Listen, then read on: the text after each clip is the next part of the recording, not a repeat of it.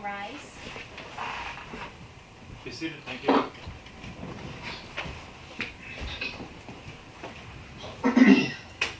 Morning, everyone. Good morning, Ron. On the record, State of Michigan versus Erin Leigh Buchholz, 23-199 FY. And Mr. Allen, can you mute that, please? Or turn off? Yes, Your Honor. Except for when you're speaking, of course. There's some kind of feedback that we're getting.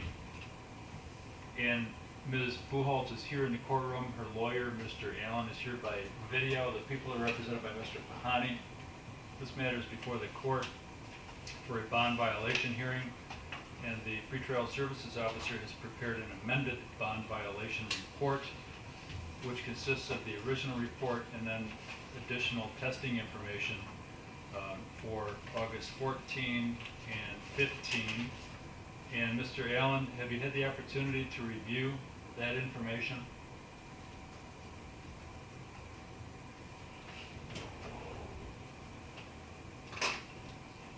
Can you hear me, Mr. Allen?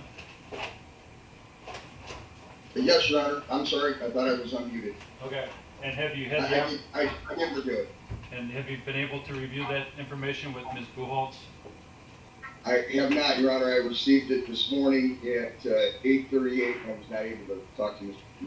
Buchholz about that those Okay, and last 2 days. the information you got this morning was for August 14 and 15, correct? Yes, Your Honor. All right. So what we'll do is we'll give Ms. Buchholz a copy of that. We'll clear the courtroom, and then you can confer with Ms. Buchholz in private, and then we'll reconvene on the record, okay? Sounds like a plan to me, Your Honor. All right. That's what we'll do. We're going to be seated. Thank you.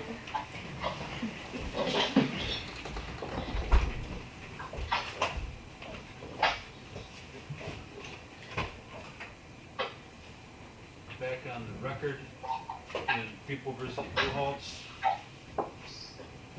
And Mr. Allen, have you had the opportunity to review the reports for the 14th and 15th of August with your client?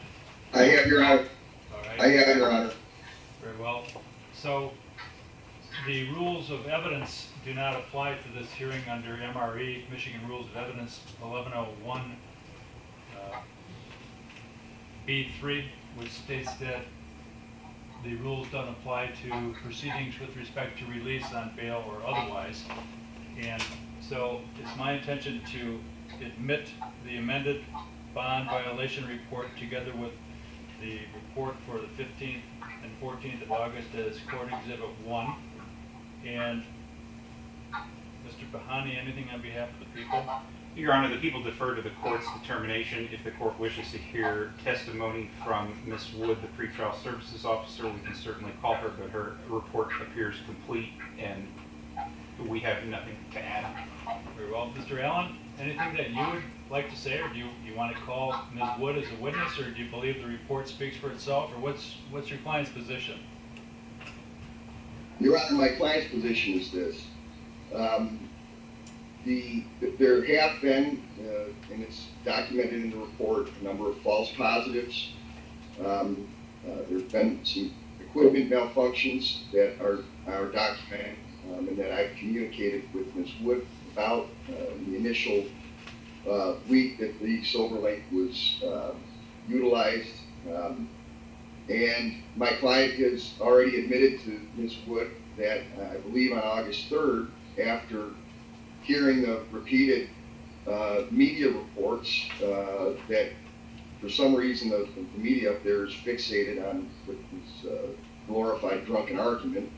But she went into a spiral. She went into a tailspin after that, Your Honor, and it's been unrelenting since then. There were requests, ironically enough, by news organizations at last week's hearing. I see that there's a reporter in the courtroom who I believe has a personal relationship with Mr. Buchholz, and that Mr. Buchholz is feeding this news frenzy while at the same time seeking to put a gag order in place on my client. If it's true that my client had a drink on August 3rd, Your Honor, 17 requests for tests yesterday, many of them coming after 10 o'clock at night when most people are asleep. If she didn't have a drinking problem before this started, I think most of us would probably be close to that at this point in time. So I understand what the conditions of the bond are, Your Honor. My client does as well.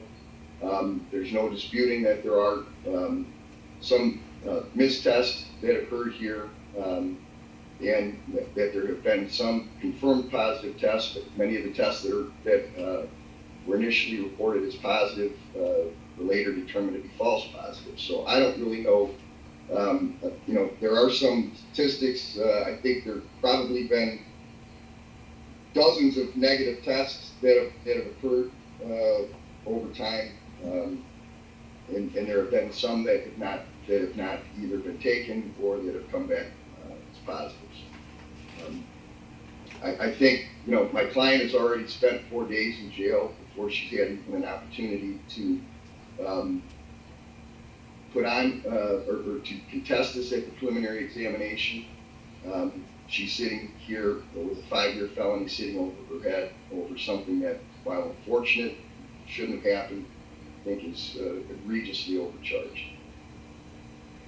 Well, with regard to the claim that she's egregiously overcharged, and also with regard to Mr. Bahani and the recorder, if you could mute it again, please, Mr. Allen. I'm sorry, Your Honor? Could you mute your end again, please? Thank you. So with regard to the claim that Ms. Buchholz is egregiously overcharged, I guess that will wind its way through the system, I suppose, beginning with the preliminary examination on Friday. With regard to Mr. Bahani and any personal relationship with the reporter, I have absolutely no knowledge of that whatsoever. And whether or not he's feeding the reporter any information, I tend to doubt it, but I don't know. But I'm not going to consider that either. And I'm not going to consider whether or not there is a media feeding frenzy. I think it's only the one outlet that has been here, but we rarely have any other reporters from any other outlets. So I'm referring specifically to WLEW radio. But media aside, the issue here is that when Ms. Buchholz was arrested, she had a BAC of .139 at the jail. I don't know if that was a data master or PBT, but on the lodging sheet, it was listed at .139, and there was an inquiry as to that during the arraignment, as I recall, or at some other point when I presided over it. So we're starting with a .139, which is kind of high. We're getting a little high there in terms of operating motor vehicle standard, and say the high BAC, which is .17. So it's standard procedure for this court when there is alcohol that's clearly a factor, or a factor in an alleged offense. Standard procedure that pretrial services takes note and imposes random alcohol testing. That occurred here. And with regard to the testing that's been going on, I'm looking at the amended report, page 2. On July 22nd, Ms. Buchholz signed up for SoberLink. This is after random testing wasn't really working out. And on July 23, the court gave her permission to travel to Kentucky for vacation. The night before vacation, July 22nd, Ms. Buchholz tested positive on SoberLink, 11:17 p.m., BAC .129, 11:37, BAC .101. I am not giving any weight to anything until I will consider the July 29 ETG as being negative, but between July 22nd and July 29, I'm not considering any malfunctions. There was a charger issue, the charger cord didn't fit, so no problem there. Even though if the court wanted to be unrelenting, the court could have insisted she get the right charger, but that didn't happen. So we have August 1st, Ms. Buchholz tested positive for a test at 12:14 a.m., .042. She was prompted to retest. There were no retests. August 2nd, defendant admitted to pretrial services officer she had consumed alcohol. She was instructed to contact her therapist and schedule an appointment as soon as possible, and there should be no more missed or positive tests. August 2nd, there were some positive tests that were not within proper range. I'm ignoring those based upon the information provided by pretrial services because it wasn't consistent with accurate tests. Again, something that's not unusual with SoberLink, and that the pretrial services officer exercises reasonable discretion. So I'm ignoring the bottom paragraph activity on page 2 of the amended report. August 5, 2023, Ms. Buchholz submitted positive test at 7:12 p.m., .050 BAC at 8:44 p.m., positive .021. Pretty consistent from the court's experience, and I would suggest the pretrial services officer experience that that's an accurate set of tests. August 7, Ms. Buchholz admitted to having a glass of wine Saturday, August 5, 2023 in the afternoon and failing the 7 p.m. test. We have August 7, ETG negative. So then we have August 12 through 14. August 12, Ms. Buchholz missed the 3 p.m. test, positive for the 7 p.m. test at .070. Missed 5 retest alerts, which she had been repeatedly advised is the case, and she's got to take them. Didn't happen.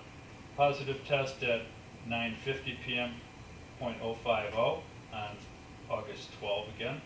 Positive test at 10:05 p.m., .053. And then there were 6 missed alert tests. August 13, positive test at 10:22 p.m., .035, and then missed 6 retest alerts. So then we have the court session, August 11, and I would say incidentally, on August 11, I inquired of all 3 defendants as to whether they fully understood their bond conditions and explained in no uncertain, extremely clear terms that they had to comply with all bond conditions. Ms. Buchholz assured the court that she would, and then we had these tests after the court session on August 11. So then we have the August 14 set of tests.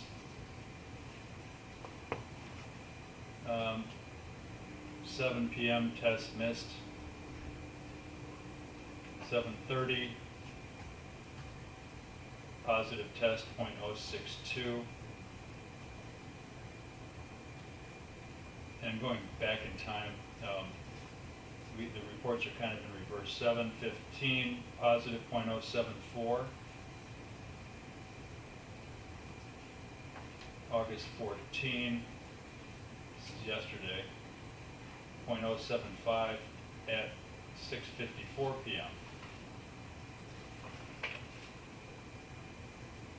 And then on August 14, there were 000 tests. No doubt about that. And I'm giving her credit for that. And then a couple missed tests on August 14. The point of me reciting all that information is because I think it shows a clear pattern of A, continued use of alcohol, and B, continued disregard for court orders and court procedure. And so, I think that given, go ahead, did you want to say something? Your Honor, I just recalled when you were mentioning yesterday's positive tests. According to my phone log, I had a 15-minute phone call with Ms. Buchholz at 6:37 p.m. Last night for 15 minutes. She was stone sober on that. She was stone sober on that phone call. I mean, lucid, not slurring her speech. I don't know what her breath smelled like, but she sounded awfully sober to me last night at 6:37 p.m. when I spoke. And that's So I know that came up as a positive test. I don't see that. Like I said.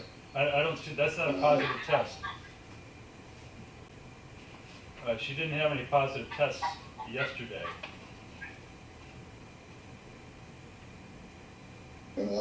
I thought that I saw on the amended report this morning that there was a test at 6:54. Monday. Okay, 1 second. Monday, 6:54, correct, 0.075. When was your phone Yes. conversation? 15 minutes, beginning when? It was 6:37, and according to my phone, I'm looking at it right now, it was 15 minutes long, that phone call. So it would have ended at 6:52. Okay. So this test here, Okay. at 6:54 would have been 2 minutes after she hung up. You know, I don't know how in 2 minutes that she would have a blood alcohol content of 0.02. She certainly didn't sound like she had been drinking when I talked to her. I'm going to ask Ms. Wood to approach the bench. I show that a sample was submitted at 6:54 p.m. BAC 0.075. A couple minutes after you hung up. At 6:54 p.m. 0.075. And I don't think that's intoxicated. You know, the motor vehicle level of intoxication is 0.08. And I wouldn't expect her to be scoring at that level, given the level of tests and so on that I've seen. So I understand what you're saying, but it was after the phone call. She apparently was drinking beforehand. It's not a high level, but it's continued use of alcohol. So the real issue here is Ms. Buchholz's claim that she doesn't really have to follow court orders. That's the problem here. And it's not acceptable. And that's just all there is to it. She's already spent some time in jail for disregarding court orders previously. This is not about any deficiency in the underlying charge. This is about complying with bond. And repeated instructions from the pretrial services officer and reminders from the court that she has to do what she's got to do. And she hasn't done it, and she's done it with impunity. So, based on all the circumstances, it will be the order of the court that Ms. Buchholz is remanded to the custody of the sheriff right now, and she will be released from the Huron County Jail Sunday, 6 p.m. That's all. Thank you. Off the record. Your Honor? Yes. Will I have access to my client to prepare for the preliminary examination Yes, absolutely. Friday? Yes. You will. You'll be able to Zoom in with her. They have a separate Zoom room at the jail, correct, Carter? Yes. Yeah, so you can contact the jail, and you'll be able to confer with Ms. Buchholz before the preliminary examination Friday. I will contact the sheriff's department and try to have that set up. Very well. If you have any difficulty, contact the assignment clerk at the district court. She might be able to help you. Thank you. Off the Thank you, record. Rob.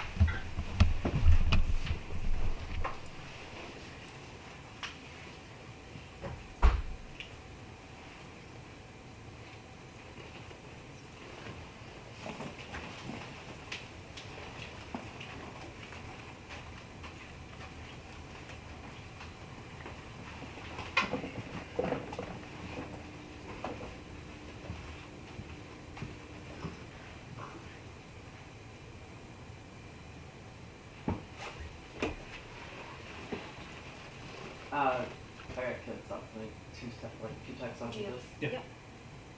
So,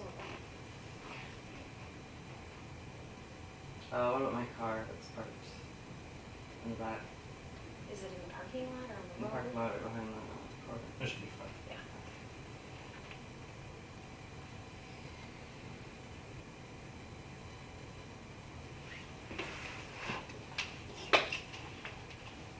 Okay. Do we really need to do that? Yep. Can't walk. No, you can walk, but you're gonna be handcuffed in front.